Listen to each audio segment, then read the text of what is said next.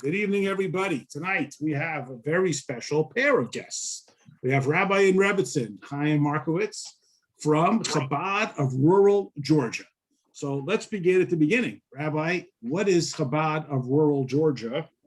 And how long have you guys been in the Chabad of Rural Georgia? What does that even mean, Chabad of Rural Georgia?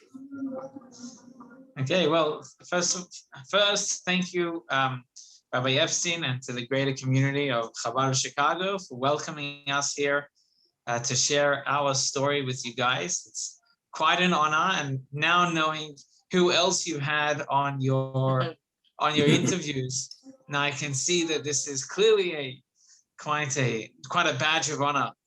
So thank you very much. Chabad of Rural Georgia is an innovative effort to reach every individual Jew wherever they are in the state of Georgia. So there's tons of Jews all over, and many more that we don't know about that are like we say in the woodworks. And we, just by reaching out and by making a noise of there's active Judaism all over the state, people are communicating with us and excited to have a visit, excited to have a rabbi come to spend time with them, or my wife to come to a class or a ladies event or whatnot. So give us a sense. I mean, we've all heard of Georgia. We know it's Atlanta, maybe Savannah, Augusta. What is rural Georgia? Like, how many square miles is that? Is that in the north? Is it in the south? Is that like Toothless Hillbillies? Is it like the Cast of Deliverance? Give us a feel for what that looks like and what that feels like, and what are Jews doing in those places? Okay, so that's a great question. So that's a great analysis of what's a good question. You're excellent in analyzing what are good questions. So we've been out here for about 9 months, and we serve the entire state of Georgia to the exclusion of 3 metropolitan areas. And they are the greater Atlanta area, which has the strongest Jewish presence throughout the state. And in fact, it's got the strongest human presence in the state. There's 10 plus million people living in Georgia, of which 6 million of them live in Atlanta. So our shlichus attends to 4 million people. Wow. Can you name them all? We don't have time, probably. Soon. Amen. And so then do the same thing with the size. The state of Georgia is just under 60,000 square miles, and we deal with like whatever. Let's say it's 59,950. Wow, a lot of mileage on the car. A major amount of miles on the car. So we actually bought our car in around Rosh Hashanah time. It had 17,000 miles on it, and we are hitting 27,000 miles like this week. Amazing. Oh, yeah. Somebody's talking here. They're not on mute. Hold on, we got to mute everybody. There we go. So Rebbitzin, how in the world did you decide? You grow up, you're filled with the Rebbe's enthusiasm. You want to go out and change the world. You could move into a comfortable city. You could move to Atlanta. You could move to Chicago. We'd love to have you. How do you decide to spend your life around 59,000 square miles? How did that? What's the backstory? So I think the shluchas chose us. We definitely did not dream of this style shluchas. I grew up in Bel Air, California. My father, Chabad rabbi there. Your father was my camp counselor like 40 years ago, 45. Oh, yeah. Yeah. Chaim Mintz, right? Is your father? Yeah. Yeah. So it's a big joke. I will. I definitely will. It's a big joke. How did I go from Bel Air, California to rural Georgia? Definitely was a big the Beverly Hillbillies in reverse. Exactly. So just like any other couple that gets married and decides they want to devote themselves to such a lifestyle of shluchas, we went to many different places. We looked in different states. We first looked maybe to do college campus, maybe to do young professionals. And when the rabbi of Georgia called us and said, we have this idea, we want to be the first state in America to bring down a couple to travel to city, finding the Jews in the remote areas. What do you think about this? And I was like, no, that's crazy. What do you mean? I'm going to be living in a car for hours. I'm like, it doesn't make sense. And then I hung up the phone, and I was learning that day with my husband, different letters from the Rebbe. We were reading together, random letters that the Rebbe wrote to people. And the Rebbe wrote in one of his letters to a man that it used to be that we were able just to be like the Maggid, one of the Hasidic leaders, the Maggid, and stay in one place and people would come to us. But the Rebbe wrote that now we are in the darkest of exile, where people don't necessarily want to show up at the Chabad house. And we need to go back into the ways of the Baal Shem Tov, who used to travel from city to city, knocking on their doors to bring Judaism to them, because they're not necessarily driving to us. So that was really the inspiration that got my husband and I to move forward in such a style Chabad. And we called back the rabbi of Georgia and we said, well, one second, that idea you had, we want to continue talking about it. And Baruch Hashem, we've been living here now 9 months, and it's been a journey. It's been fun. So what are the activities? Give us a sense of what we know. Sort of community Chabad house has Shachris. It has the Parsha class. It has the Mommy and Me. What are the activities? What does a day in Chabad of Rural Georgia look like? Okay, so I will be driving out to visit someone somewhere once or twice a week. And here's a great place to plug it. If you're an Instagram consumer, we post the stories as they happen on Instagram. So if you find us on the gram, you can pull up, you can see even in the highlights, you can see what we're up to. And we have a fantastic social media team, and they're sitting right next to me. And so everything's up there, like in our trips. But in addition to the trips, we're always on the lookout for new people and catering to our current constituents. So while looking for new people, I will or my wife will be on Facebook or on some other social media searching for who's Jewish in town X, and then we'll follow up with them. And if they show any level of interest, it'll be a Zoom to follow, and then a personal meeting somewhere down the road.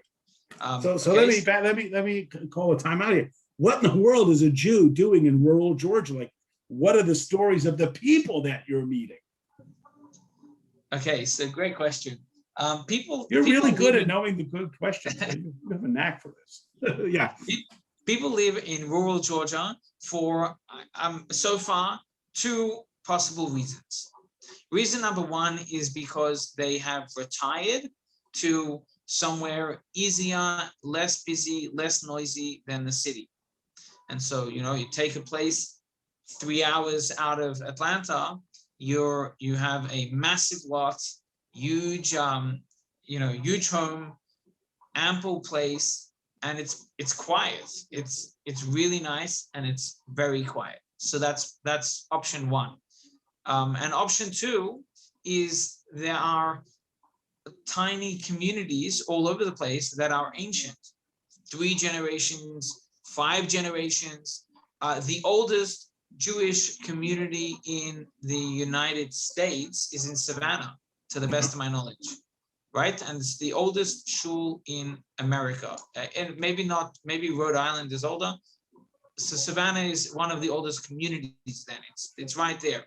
And typically Jews would go down the river and they'd stop on convenient places on the banks of the river and open up little shops. And so all the way down the Chattahoochee and all the way down other rivers, you'll find these tiny communities. And that's Savannah on the port. That's Columbus on the river. It's a bunch of others as well. Wow. So that's why Jews are out there. So you mentioned that you've been there 9 months. Obviously, the last 14 months, the whole world has been upside down.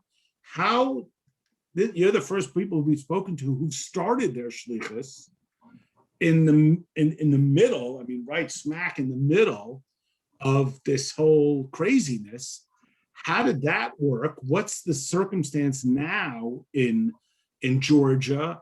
And how in the world do you get started in the middle of a global pandemic? So that definitely was part of the challenge. We signed our contract, or we took upon ourselves to move down in March of 2020, which is exactly when the pandemic hit. So we were oblivious to what was about to happen. And we were at the time by my parents, helping them in California. And we started planning from California the Seder for April. I was at your parents' wedding.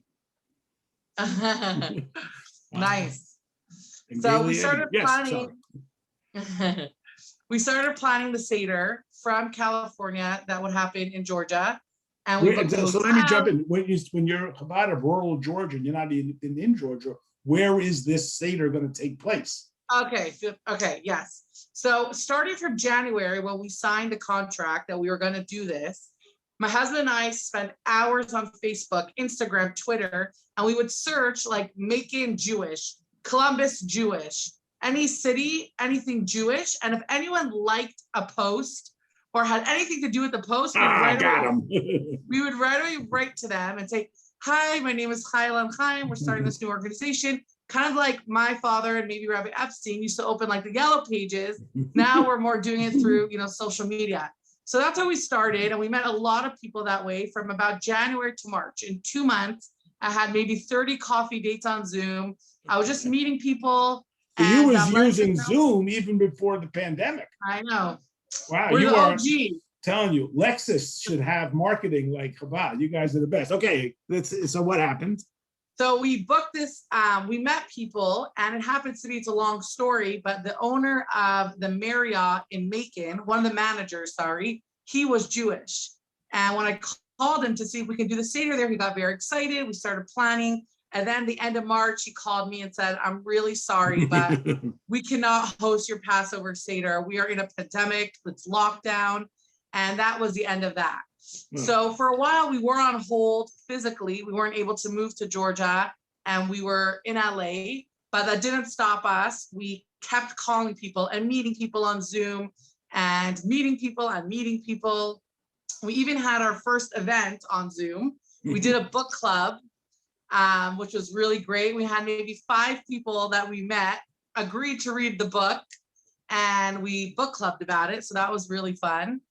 And then finally one day, my husband and I looked at each other and we said, we don't know what's going to be with this pandemic, but there was like a little opening in August that we were like, let's just jump on that flight and get to Georgia.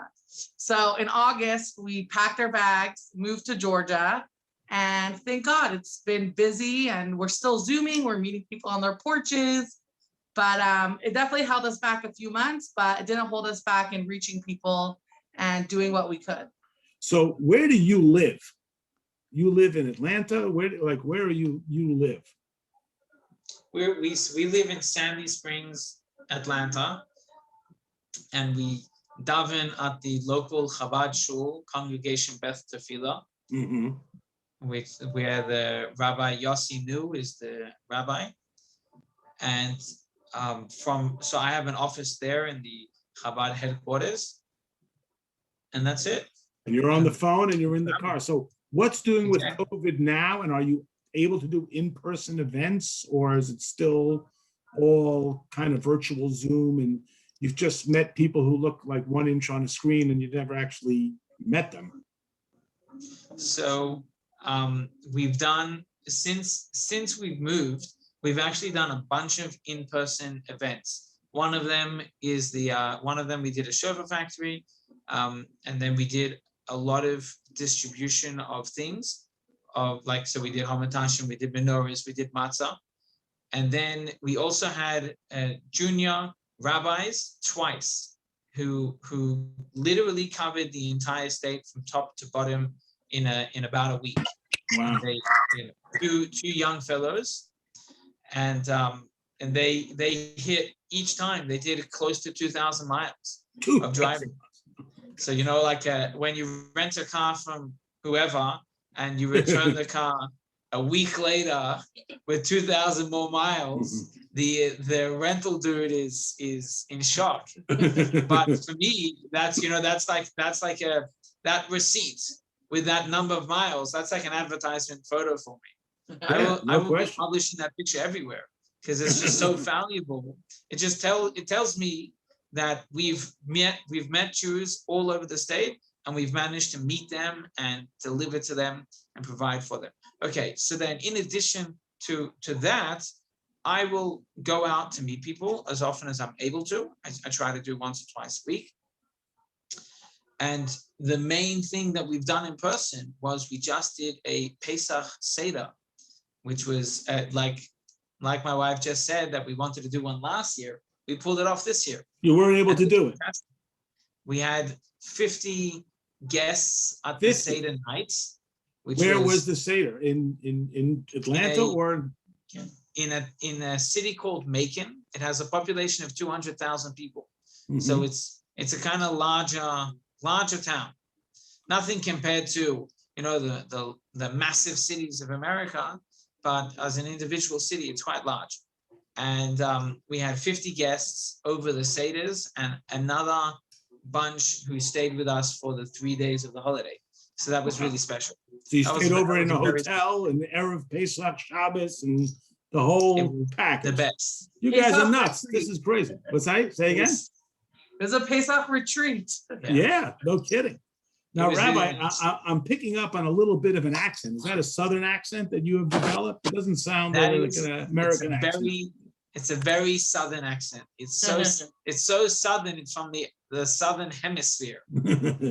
Where are you from? Where is it? Australia? Sydney, Australia. Sydney, Australia. Okay. Yeah. From Deir B'Tachtonim. Unbelievable. Okay. So now, Mr. Rebbitzin, what has been, would you say, the biggest challenge, and what's been the most rewarding of your activities in this 9 months, almost a year since you've been working and doing stuff? But since you got, like, what's something that you never expected? You grew up on shlichus. You know it's not easy. You know there are people who are not interested and they hang up on you and they're like, I have enough rabbis and I moved to rural Georgia to get away from rabbis and what are you chasing for? You kind of anticipated that. What's something that has been more challenging than you even thought? And what's something that's been rewarding? Okay, so there's definitely a handful of challenges, to be honest. What's coming to my mind first is that a challenge for me is that I miss like being in the market, let's say in Kroger's or Ralph's, the supermarket, and bumping into the Jews that we service. So because we don't live in rural Georgia, we're never walking down the street and someone says, hey, is that a rabbi? What are you doing here? You know, that's hard to come across that moment, which is so valuable. And I really grew up with that feeling when I walk down the streets. My parents always, you know, inspired us that everyone sees us and knows that we're Jewish. So that we get just when we visit the cities, and it's not like a day-to-day feeling, which has been a challenge. Also the driving, which I knew in advance, definitely brings a challenge. My husband will drive sometimes 3 hours to put up a mezuzah, meet with the guy for 30 minutes, and then drive 3 hours back. Or give a Torah class at a convenient time, like 7:30 in a city, outside social distancing. Then the class ends at 9 p.m., but then there's the one man who hasn't seen a rabbi in a while and has something to talk to him about. So then I get a text message at 11 p.m. like, hey, Chayla, just put in my GPS. I'll be home about 1:30 a.m. Don't worry about the soup being warm. I'll heat it up myself. So those little things have definitely been challenges, but the rewards of visiting the Jew who lives in the middle of nowhere, who either never put tefillin on in his life, never heard of tefillin, bringing him a mezuzah. We recently went to a farm where a Jewish lady owns a big farm. She has animals and lettuce and sprouts, and we put mezuzahs up on her farm, and seeing her emotional and crying that she feels like now her farm is a godly place, that 3 hours in the car makes it all worth it. Wow. So it's the individual moment, and it's not, we'll never have that big Chabad house building with that beautiful big mikvah and, you know, that huge synagogue to show off to everybody, but we definitely will have mitzvahs and we definitely will have sparks that we will be dropping around the whole state. And to us, that's very valuable. And it's definitely been rewarding. Well, you may not have the biggest building, but you have the biggest area. No one is a shliach over 58,000 square miles. Is there anything else when you go out to these little tiny towns? Is there any semblance of anything Jewish? Is there a kosher section in the grocery store? Is there other synagogues? Is there anything in these places, or is it just a total wasteland? Like the Confederate flags? Are you referring to? Anything out there? So there is a Jewish presence in rural Georgia, and it's not just us. Thank God the Jews where they are, they gather to make little communities of their own when there's more than one of them. Often place you'll have two Jews living on the same block and they don't know there's another Jew in town. But when they do know there's another Jew in town, they make an effort to gather. So there are shuls or temples that have service once or twice a year, but they're Jews. There's got to be more than 10 synagogues or temples that are over 100 years old, each of them, and have been there for so long because two generations, 3 generations ago, the community was larger and more Jewish. So that exists. And then every time I drive to a town, I make a personal effort to stop at the local market and ask them where the kosher section is. And that goes onto my onto my social media feed as well. I'm writing, hey, I just stopped in the Kroger at Warner Robins, and check out this massive supermarket. Check out this kosher section. And it's not just what are those almond Pesach nut things? Right, yeah, macaroons. It's not just macaroons and matzah. Sometimes there's quality stuff like chocolate, or I don't know. For me, chocolate is quality. But then there's could be tons of stuff. There could be soup. There could be valuable Jewish items that people need. And because I make this habit, so when I meet the local Jew, I tell them, you have a kosher supermarket here. There's food available for you to grab and to get whenever you want. So there is a nice Jewish presence. Every city has every Kroger has a something. Usually it's small. You have a yard side lift, but you've got something. You get something. Wow. And So for that Pesach Seder that you made, you had to bring all the food from Atlanta, right? It's not like you could drive up there and go into the market and get chickens and shmura matzah and whatever. You had to bring everything, the horseradish. Wow, unbelievable. Okay, Rabbi and Rebbitzin, first of all, I want to thank you, 1,000 thank yous. I know everybody is crazy busy. Your stories are fantastic. We want to wish you so much hatzlacha. Can you send us off with a story or 2 stories just from your 9 months? I mean, it sounds like you've been there for 9 years. You've done so much. You've got so much activity going on. Give us a story or 2, if you could, from Chabad of Rural Georgia. Okay, so I'll leave you with 2 stories. I feel that every time we meet someone, it's really a story, because yes, there are some cities that have Jewish infrastructure, like my husband mentioned, but then there are many people we meet with 0 infrastructure. A lot of Chabad rabbis tell us that the stories we have, some of them don't even have in their whole 10 years of being out there. And the reason is because when you travel 3 hours into the forest or 3 hours to farms, something magical is going to happen. So Baruch Hashem, we could sit here for an hour sharing stories with you, but I'll share 2 stories. About 8 months ago, we had a shofar factory in a city called Macon, and it was beautiful. We had 20 people come. My husband put on, the whole garb and taught everyone how to make a shofar. At the end of the event, people were leaving. They thanked us so much. This is so beautiful. We never had something like this. And a man with his 2 sons kind of lingered behind and came up to us in a very thick, authentic Yiddish. He said to us, "Thank you so much for this beautiful event." And my husband and I looked at each other like, we're in the boonies. How does this guy know such thick, authentic Yiddish? So we asked him, Bas machtu, what's going on? What's your story? What are you doing here? So he said to us, let me tell you, I grew up in Borough Park, New York, and I was part of the Ger community. I grew up with the fur hats, with the full garb.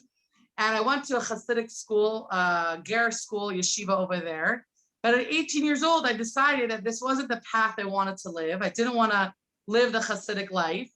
And I left Borough Park and I ran to Georgia, where he joined the army. Part of our shluchas is that we have military armies that we visit Jewish soldiers on. So he ran away and he took off his payas, the long curls, he took off his hat, and he became a real Georgian. He actually learned English in Georgia. He didn't know Yiddish at the time. So when he talks to us, he's like, Rabbi, you won't believe it. He sounds just like he's from the South. So he went to the army, and while he was there, he met a not Jewish lady, and they had 2 boys together. And he's been living his life for about the past 20 years, nothing to do with Judaism. He completely dropped it all. And he said, last week, I was on social media and I saw that there's a shofar factory happening an hour and 45 minutes from my house. And I decided, you know what, my boys don't even know what a shofar is. They never even heard of it. He said, I grew up in my shtibel every Yom Tov blowing the shofar. My boys don't even know what this is. So he said, let me take them. It's not going to be so religious. It's not going to be so, intense. It'll be a fun hands-on activity. So he put his kids in the car and drove to us an hour and 45 minutes. And my husband and I are like, our jaws were down. Here's a guy who grew up Hasidic. He grew up in the community. You would never know from, when we saw him at the whole event. And my husband looked at him and said, his name is Menashe. He actually still goes by Menashe. He never switched his name. And my husband told him it's 24 hours before Rosh Hashanah. The sun is about to set. Can I ask you for a favor or for something to do? So Menashe is like, yeah, what's going on? He said, let's put on tefillin together. And Menashe starts laughing and he's like, Rabbi, I have not put on tefillin in 20 years. And my husband's like, let's just do it. It's 24 hours before Rosh Hashanah. Let's start the year with a bang. So Menashe agreed, and my husband ran to his car like every Chabad rabbi, usually has a pair of tefillin somewhere ready to go. He got the tefillin and started putting it on Menashe. And you saw, I was standing next to my husband, you saw how he was looking at the straps going around his hand and how it was all like coming back to him. Like he was remembering this. It's been about 20 years. And my husband said, do you want me to say the prayer with you? Do you remember it? And he said, let's say it together. Probably when you start saying it, I'll remember. So my husband says, now this guy is like 6 feet tall. He has a goatee. It's like, strong guy. And he covers his eyes. And my husband says, Shema, Yisrael, Hashem, starts saying the Shema. And all of a sudden, Menashe looks up at my husband and he starts to cry. And he was so choked up, he couldn't even continue saying the Shema. And he looked at my husband and he said, Rabbi, this feels so good. And he was so emotional. And we were just standing there like, wow, seeing this all happening in front of us. And he finished the Shema with my husband, and my husband encouraged him to cover his eyes and use this special moment to pray with God. It's a moment of connection. And he did that, and he took off his tefillin and he couldn't talk. He was completely speechless, frozen in his spot. And he just said wow, he literally couldn't talk. So we said goodbye to him and said, it was so nice to meet you. Let's be in touch. This would be so nice to continue. And then my husband quickly said to me, I got to do the afternoon prayers. The sun's about to set. And Menashe said to my husband, did you say mincha, the afternoon prayer? It's like, wow, I haven't heard that word in 20 years. And he asked my husband, he said, can I stand next to you while you do it? I just don't want to leave. And he didn't want to leave us. It was amazing. It's like we saw his soul, his neshama, being ignited right there in front of us. It was very emotional. We literally drove in the car. After that, we went to an army base to bring them honey cake. And I remember we were just silent. We were like, what just happened? And thank God we've been in touch with Menashe. He joined us for Pesach. He joined us for Sukkot. My husband bought him a lulav and esrog. He hasn't done that in many, many years. He joined us for Simchas Torah. So we definitely have reignited a spark. Wow. And he's really, really touched, and he learned with my husband. And it's beautiful to see that, as my father always says, no matter where you may roam, you can always come back home. And he definitely feels that way and has been enjoying reconnecting with us. So that's one of our stories. Wow. You got another one? Do we have time, or we can We end it got with time. We got time. Believe me. Zoom Okay. running out. We're listening. that? Okay, so I'll share with you one more story. This story actually happened recently over Pesach. We were at the Marriott having our Seder, and we were at the part after we opened the door for Elijah the prophet, and we were singing Hallel, all the upbeat, beautiful, meaningful songs of the Haggadah. And while we're in the middle of singing, all of a sudden the doors open, and this 6-foot guy in a leather jacket, Harley Davidson logo on the back, helmet, with a huge Bronx voice and accent. It was Elio and Navi. That's what we thought, but we already passed that. We were like, you're a little bit late.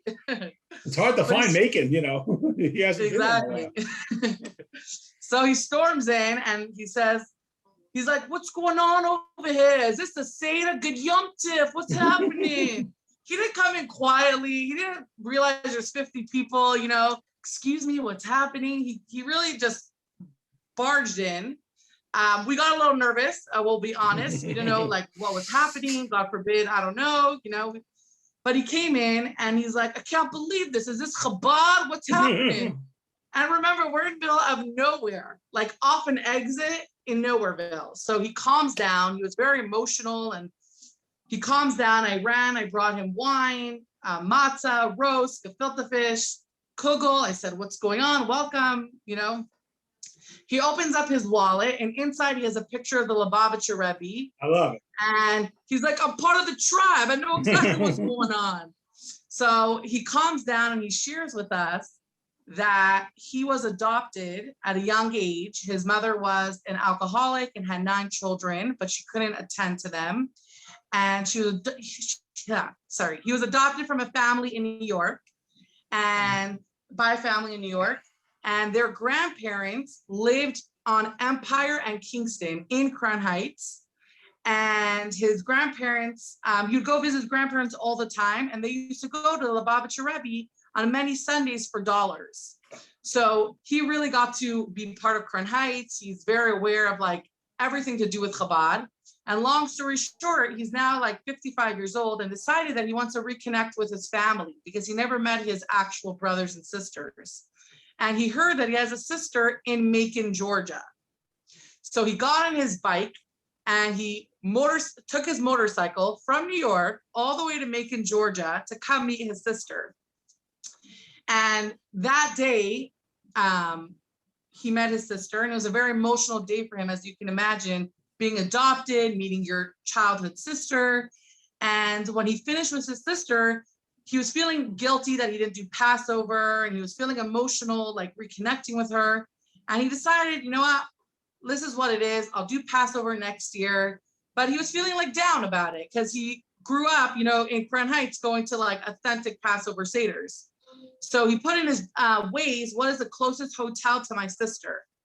So he enters the lobby, and as he's checking in, he hears, you know, the prayers of Hallel being sung. And he's like, what's going on? Like, I'm in Macon, Georgia, and I'm hearing the Seis Yisrael Mitzrayim being sung. And so he follows the sound of the singing down the hall. And that's where he leads us to opening the doors and finding a Chabad Seder out in Macon, Georgia. I love it. He starts crying, and he told us this is exactly what he needed. He said, Hashem sent me to this hotel to come to a warm place. He said, I needed to be hugged by Chabad. I had such an emotional day, so raw meeting my sister. And he ended up sitting there till 1:30 in the morning, farbringing, discussing, and, you know, farbringing with all of us. And it happened to be that 2 other people from our Seder were also adopted. So they were sharing their experiences, and it ended up being a really powerful, meaningful night. And when we got after Passover, we got a letter from him thanking us so much for being there for us. And it was really a divine providence moment that was very warm and very special to be at. Wow. Rabbi and Rebbetzin, you are literally living, like you said, the Baal Shem Tov's life, finding a Jew here and there, spreading the well springs to the outside of outside. And so much so, as you said, you just got to put up the Seder and the people come to you. This has been fantastic. It's been entertaining. It's been so interesting. Thank you. Thank you for all the great work you're doing. Thank you for taking the time to share it with us. We really appreciate it. And thank you for bringing the Rebbe's message to rural Georgia. These are the last buttons that we need to polish to bring Mashiach. So Yasher Koach to both of you. Continued, great Hatzlacha. Thank you so much. Everybody, reminder, tomorrow night, of course, is Lag BaOmer. We have the Lag BaOmer outdoor program at Cyril Park in Skokie. JewishFamilyFest.com. Bring your blanket or your lawn chair. We'll sit outside. We'll have Rogers Park band, so no Torah and 10 tomorrow night. We'll be back next week, and we'll try to get even more and more interesting people like Rabbi and Rebbetzin Markovits. So thank you, 1,000 thank yous for your time. Thanks for your efforts. We'll send you the recording and continued Hatzlacha in your wonderful, wonderful work. Thank you. Good night.